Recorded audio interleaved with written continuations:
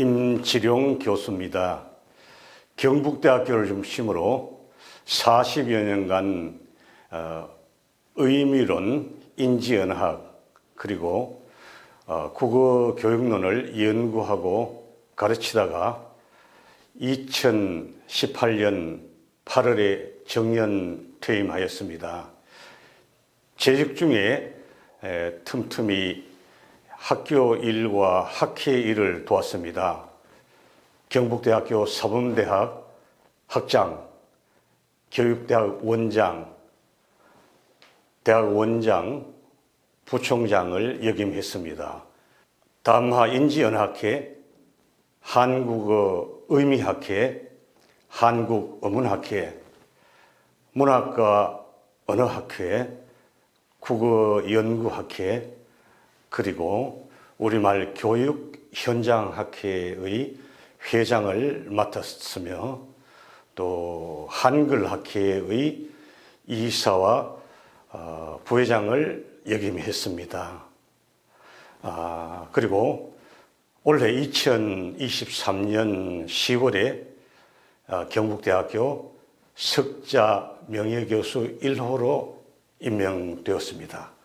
우리는 일상생활에서 이렇게 말을 하면서 삽니다. 심지어는 꿈을 꾸면서도 말을 하는데 그 말은 세 가지 측면이 있습니다. 우리가 말하는 말 소리가 있고요. 그 다음에 단어가 있고 단어가 구성되는 원리인 문법이 있습니다. 그런데 말 소리나 문법은 규칙이나 수요가 매우 제한되어 있습니다. 그것은 우리말과 또 외국말이 다르지 않습니다. 그런데 이 단어는 표준국어 대사전에는 50만 개가 실려 있고요. 또 우리 말셈에는 단어가 100만 개나 실려 있습니다. 그러니까 그 많은 그 단어를 문법의 틀에 넣어서 우리가 말을 하고 그 말 속에는 의미가 있습니다. 내가 하고 싶은 뜻이 있고요. 내 이 뜻을 문장을 받아서 상대방이 해석하는 과정이 언어생활입니다. 그런데 단어는 하나의 뜻을 갖고 있기도 하지만은 많은 뜻을 갖고 있기도 합니다. 예를 들면 먹다라고 하면 우리가 밥을 먹습니다. 또 물을 마신다고도 하지만은 물도 먹고요. 그 다음에 나이도 먹고 저는 뭐 나이가 이제 70이니까 많이 먹었지요. 그 다음에 이른이 되어도 건강하게 또 열심히 책을 읽고 운동하고 살자는 그런 마음을 먹습니다. 또 100점도 먹고요. 또 학교 다닐 때 수학을 빵점 먹어본 적도 있습니다. 그 다음에 이렇게 먹다가 보면 귀를 먹는다 이런 말도 있습니다. 그런데 사전이나 또 말을 가르칠 때는 이 먹다가 밥을 먹다라든가 뭐 물을 먹다라든가 뭐 나이를 먹다, 귀를 먹다 이것이 하나의 단어인가 하나 이상의 단어인가가 문제되지 않겠습니까?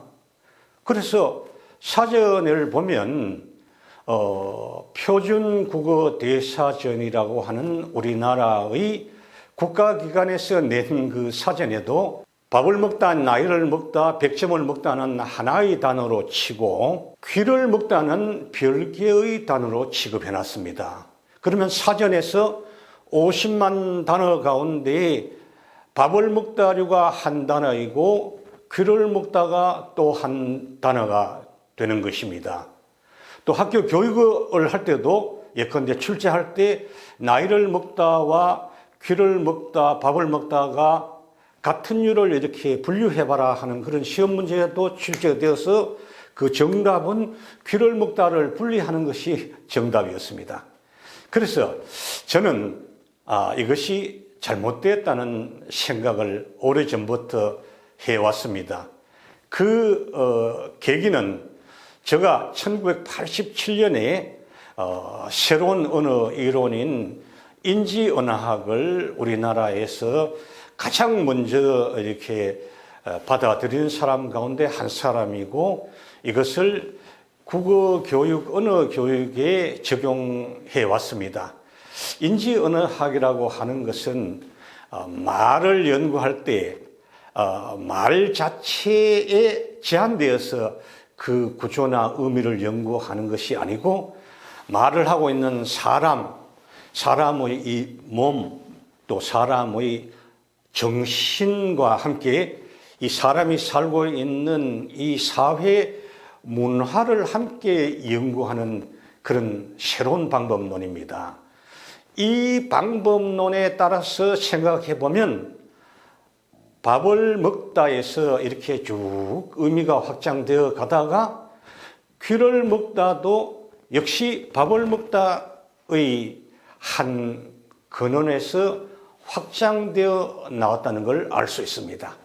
종래의 언어 관점, 구조주의라든가 변형 생성 언어학의 관점에서는 밥을 먹다류하고 귀를 먹다류는 분리하는 관점이었습니다. 그것은 객관주의 언어학이라고 하는데, 제가 가지고 있는 인지 언어학의 관점에서는 그것이 한 뿌리에서 나왔다는 것입니다.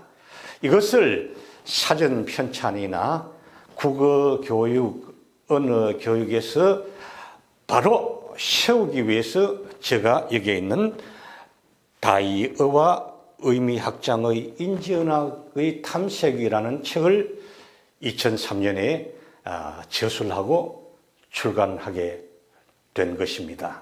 앞에서 말씀드렸듯이 이제 다이어란 것은 하나의 단어라는 뜻입니다. 그런데 조금 전에 제가 귀를 먹다를 별개의 단어로 삼는 것은 단어가 둘 이상인데, 그것을 이제 밥을 먹다 하고 귀를 먹다가 동음이어라고 하는 것입니다. 예컨대 동음이어는 전혀 다른 말이 우연히 소리가 똑같은 것입니다. 예를 들면 우리가 못이라고 하면 이렇게 못을 박다의 못도 있고요, 또 못에 돌을 던진다 이렇게 할 때 못이 있습니다. 또 손에 못이 박인다라고 하지 않습니까?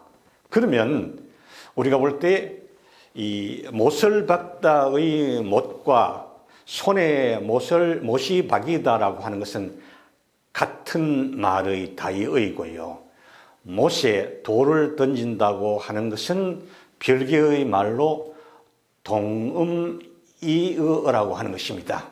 그림을 그리다라고 할 때 그리다 하고, 또 고향을 그리워하다의 그리다도 별개의 단어입니다. 동음이어입니다. 그래서 저는 이 책에서 많은 단어 가운데 단어는 이렇게 퍼져나가는 경계 변이가 있습니다. 한 개의 단어에서 동음이어로 변이되어가는 그 경계선상에 있는 말을 많이 찾았습니다. 예컨대 목이라고 하는 이 말도 사람의 목도 있고요, 그 다음에 또 우리가 목진지라고 하는 것이 있습니다. 목진지, 중요한 지점에서 딱 지키고 있으면 적을 쉽게 이렇게 방어할 수 있는 그런 걸 목진지라고 합니다. 시장에도 목이 좋은 곳이 있습니다. 그게 장사가 잘 되는 곳이지요. 그 다음에 우리는 대목이라고 합니다. 설날 같은 근데 대목입니다. 이런 것도 굉장히 그 중요한 변이 지점에 있습니다. 턱도 우리 사람이 턱이 있지 않습니까? 또 문턱이 있지 않습니까? 그리고 이렇게 도로에 보면 이렇게 해놓은 턱이 있습니다. 그것이 한 단어인가 별개의 단어인가 하는 것을 많이 찾아서 제가 그것이 다이어라는 주장을 했습니다. 한 뿌리에서 나왔다는 것입니다. 그래서 다이어 연구를 세 가지 측면에서 했는데, 첫째로는 이것이 다이어인가 동음이어인가, 다이어는 하나의 단어라는 것입니다. 이것을 많이 이렇게 밝히는 작업을 해왔고, 또 다이어는 의미가 이렇게 확장되어 나갑니다. 확장되어 나가는데, 그 의미 확장되어 나가는 경우는 첫째로는 사람의 신체에 의해서 의미가 이렇게 확장되어 나갑니다. 우리 몸에서 확장되어 나갑니다. 그 다음에 그게 동물, 식물, 사물, 공간, 시간 이렇게 추상으로 이렇게 확장되어 나갑니다. 우리가 사람의 신체 기관에 여러 용어가 있는데, 이 사람의 신체 모양하고 산의 모양을 이렇게 견주어 보면, 예컨대 우리가 산머리라 하는 말 있지 않습니까? 또 산이마라고도 합니다. 산턱이 있습니다. 뭐 산중턱이라고도 하지만은 또 산주름이 있습니다. 산이 이렇게 좀 주름 나 있는 모양이 사람의 얼굴 주름처럼 그렇게 되어 있습니다. 산등이라고도 하지요. 산등성이. 그 다음에 산허리에 안개가 걸려 있다. 또 저 산발치라고도 하지 않습니까?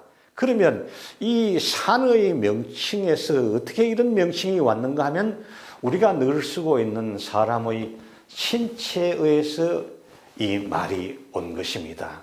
그래서 의미가 확장되는 모습은 사람의 신체에 의해서 나오는데, 그 예외는 매우 적습니다.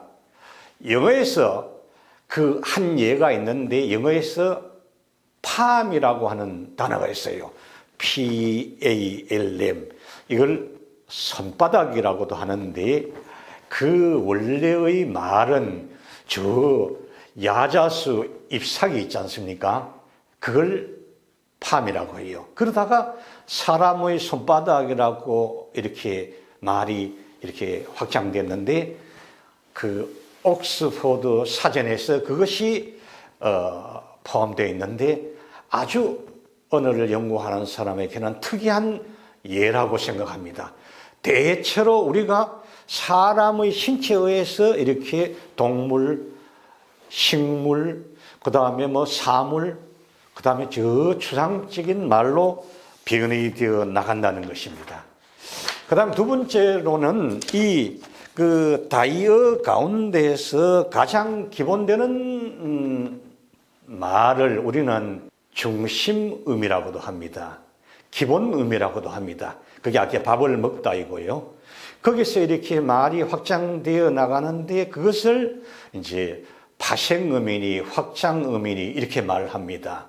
그런데 중심음이와 파생음이는 세 가지 측면에서 차이가 있습니다.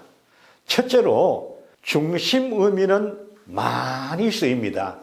여기 있지만은 밥을 먹다가 1778번의 빈도수가 있는데, 요거는 일정한 텍스트에서 조사한 것인데, 밥을 먹다는 한 90%의 빈도를 가지고 있어요. 그러니까 895회 이 정도를 쓰고 있다는 것입니다. 굉장히 많이 쓰고 있죠, 빈도수가. 그런데 고를 먹다, 뭐 나이를 먹다, 욕을 먹다, 마음 먹다 하는 것은 빈도수가 매우 떨어지는 겁니다. 우리가 사다, 팔다라고 하는 이 말을 사용하는데, 사다 가운데는 뭐 책을 사다, 뭐 쌀을 사다 이런 말 있지 않습니까? 이걸 기본 의미라고 하는데, 그건 굉장히 빈도수가 높습니다. 그런데 그 사람의 정신을 높이 사다라고 하는 것은 확장 의미인데, 그건 빈도수가 매우 낮습니다. 아주 비대칭적입니다. 종전에는 다이어의 중심 의미와 확장 의미의 가치를 똑같이 규정했습니다. 근데 저는 이것을 비대칭적으로 규정했습니다. 이런 근거를 가지고. 그 다음에 이 다이어의 중심 의미 가운데 사다는 뭐 쌀을 사다, 책을 사다, 뭐 수박을 사다, 수박을 많이 사다, 1,000원어치를 사다, 10,000원어치를 사다, 이렇게 막 문장 속에서 여러 가지의 부사나 형용사나 이런 것이 자유롭게 이렇게 사용될 수가 있는 반면에, 아까 우리가 그 사람의 정신을 높이 사다라고 할 때는 딱 관용적으로 굳어져 있습니다. 높이 사다. 쌀을 높이 사다라고 하는 말은 없습니다. 그런데 그 사람의 정신을 높이 사다라고 할 때는 반드시 높이라고 하는 말이 붙어야 됩니다. 굉장히 문장 속에서 제약이 많습니다. 이 확장 의미는. 세 번째로는 이 다이어의 중심 의미는 우리가 어렸을 때 어린 아이들이 매우 일찍이 배웁니다. 어느 습득기에 밥을 먹다라든가 떡을 먹다라든가 빵을 먹다는 일찍이 배우는 반면에 뭐 나이를 먹다, 결심을 먹다, 또 뭐 100점 먹다 하는 것은 매우 나중에 배웁니다. 그러니까 일찍 배우느냐, 나중에 배우느냐, 구조적으로 자유로우냐, 제약이 있느냐, 또 빈도수가 많으냐, 적으냐의 차이가 있는 것입니다. 저는 이 세 가지를 밝혔고요. 이런 것을 또는 뭐 사다, 팔다라든가 신처라든가 감각이라든가 또는 뭐 여러 그 말에서 이걸 정리를 했고요. 또 학교 문법 교육에서 이 다이어라고 하는 것을 어떻게 이해해야 될 것인가, 어떻게 가르쳐야 될 것인가, 사전에서 이 다이어를 어떻게 기술하고 다이어의 정신이 무엇인가, 사전에 이 다이어 풀이를 보면 거의 가나다선으로 쭉 풀이가 되어 있습니다. 그런데 제가 만들어가고 싶은 사전은 다이어의 비중이 많은 것부터, 예컨대 여기서 밥을 먹다, 약을 먹다, 뭐 부려 먹다, 나이 먹다, 이렇게 해서 저 끝에 가보면 누워서 떡 먹기, 더위 먹기, 이런 순으로 이렇게 빈도수가 약한 것은 나중에 돌리는 방식으로 사전을 편찬하고 싶고요. 밥을 먹다 하고 귀를 먹다 하는 것은 하나의 단어라는 것으로 사전을 풀이해야 마땅하다는 생각을 이 책에서 기술했습니다. 저는 50년 정도 우리 말과 글, 이것을 연구하고 교육해 왔습니다. 정년 퇴임했지만 아직도 그 습관처럼 책을 읽고 생각하고 글을 쓰고 있습니다. 그런데 그것은 모든 것이 말에서 비롯됐습니다. 말 가운데서 중요한 것 가운데 하나가 단어입니다. 이 단어의 세계를 생각해 보면 매우 재미있고 또 유익합니다. 저는 인지언어학이라는 거인을 얻기 위해서 말을 연구해 왔고 의미를 연구해 왔고 단어를 연구해 왔습니다. 여러분께서도 기회가 되시면 이 책의 정신을 한번 살펴보시면서 즐거움과 보람을 누리시기를 부탁드립니다. 다이어와 의미 확장의 인지언어학적 탐색, 저자 임지룡 교수입니다. 고맙습니다.